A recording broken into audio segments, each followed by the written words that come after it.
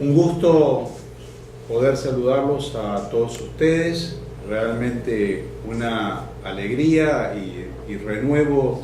el agradecimiento de la Escuela Nacional de la Judicatura y el mío propio y de todo el equipo por considerar esta oferta académica como una propuesta que puede mejorar a la práctica judicial de cada uno de nosotros. Trataremos de exponer en estos breves minutos algunas consideraciones orientativas o generales a propósito del módulo 1 de nuestro programa. En este módulo 1, que seguramente tiene las características de ser un poco agreste, porque trabaja sobre algunos conceptos que no son los conceptos más frecuentes para nosotros. Dentro de estos conceptos tenemos dos líneas de cuestiones. Por un lado, la ética judicial como ética aplicada, y por otro lado, cuáles son los aportes que la filosofía general hace desde ya a la ética y a la ética judicial en concreto. Temas que pueden parecer un tanto externos a la problemática de la que nos vamos a ocupar durante todo este curso, pero en realidad hay que saber que si no podemos precisar dónde están los fundamentos de lo que después nos vamos a ocupar, como es la ética judicial, estamos olvidando de centralizar el problema justamente desde su esencialidad. Entonces, doy algunos aportes que con las lecturas que ustedes puedan hacer resulten integradores. Lo primero que se debe puntualizar es que la ética y la moral, aún teniendo ellas relaciones etimológicas de mucha proximidad, en verdad operativamente tienen diferencias sustantivas. Las diferencias sustantivas están aplicadas en que la ética integra parte, por lo pronto, de la filosofía y de la filosofía práctica. Saben ustedes que la filosofía se separa, se divide en tres grandes momentos: la filosofía racional, la filosofía especulativa y la filosofía práctica. La filosofía racional es la lógica, la filosofía especulativa es en realidad, en última instancia, la metafísica, la ontología, y la filosofía práctica se divide en la filosofía del hacer y en la filosofía del obrar. Y la filosofía del obrar es justamente la ética. ¿Qué significa que la ética integra parte de la filosofía práctica?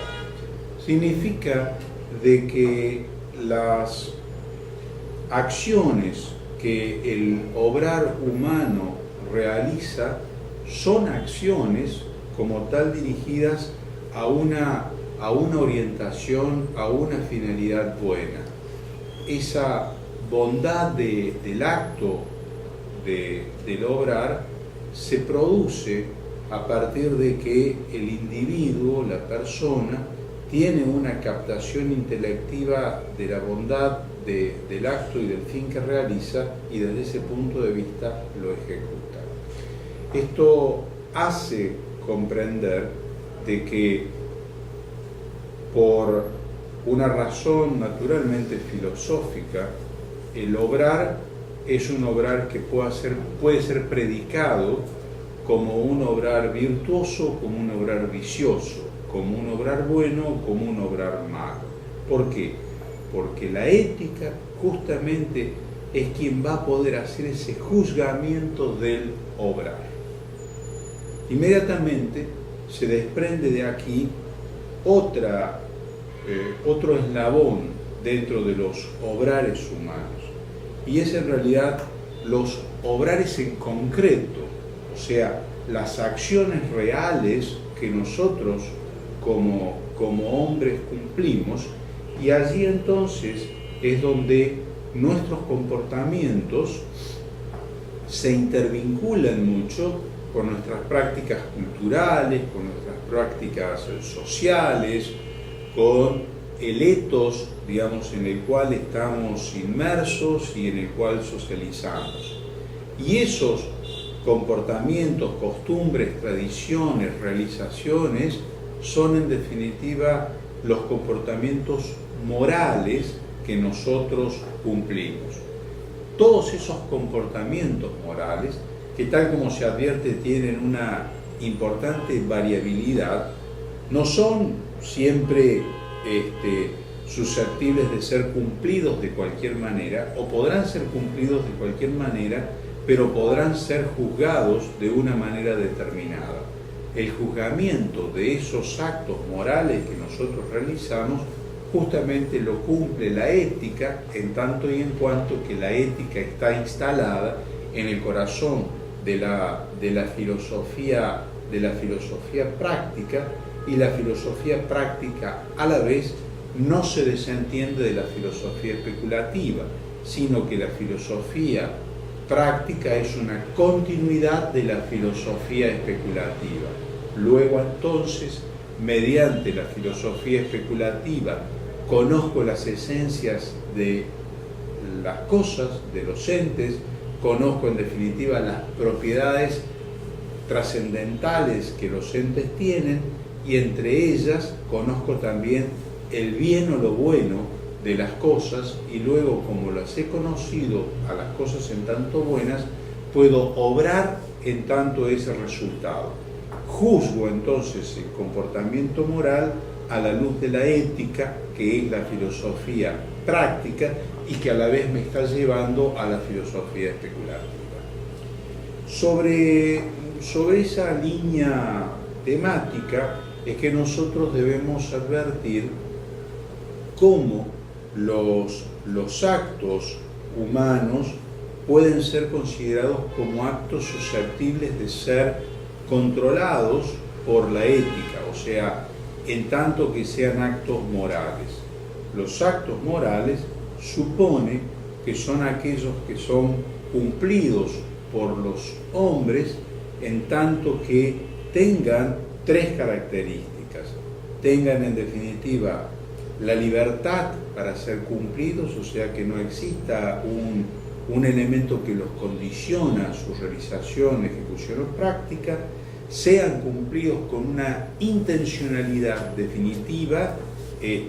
y a la vez se atiendan cuáles son las circunstancias las circunstancias de mayor contingencia que rodean a ese acto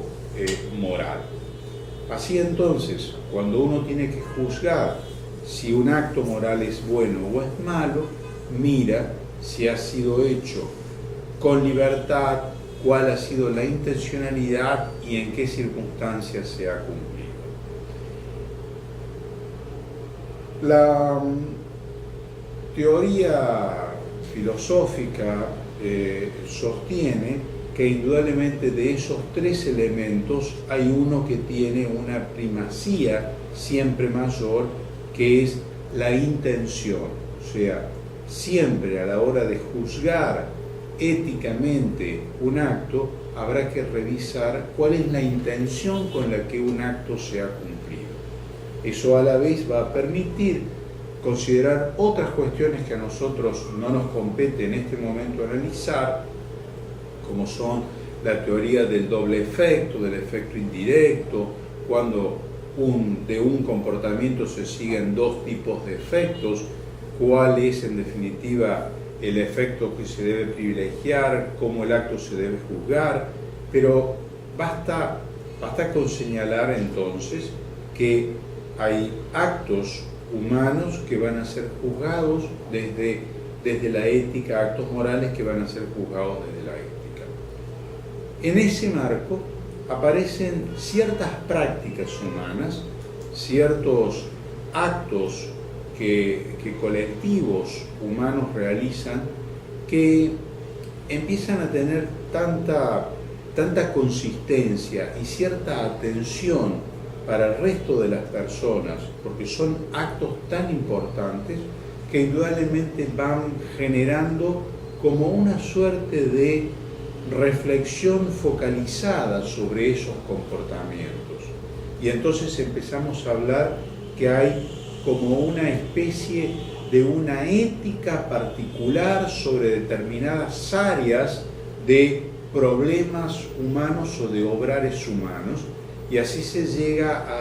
a ese concepto relativamente moderno y un tanto redundante, que es hablar de las éticas aplicadas. En realidad, todas las éticas son aplicadas, pero acá se está pensando en concepto de éticas aplicadas en tanto que están particularmente focalizando un territorio de comportamientos humanos.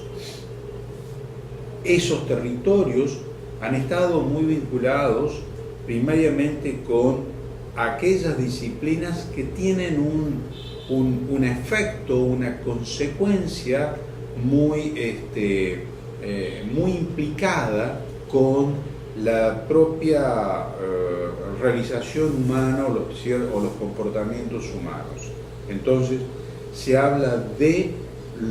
por ejemplo, vinculado con las éticas aplicadas al ámbito de lo económico, y se habla entonces de las responsabilidades sociales empresariales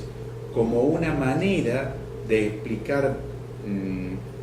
cabalmente esta preocupación por las éticas aplicadas.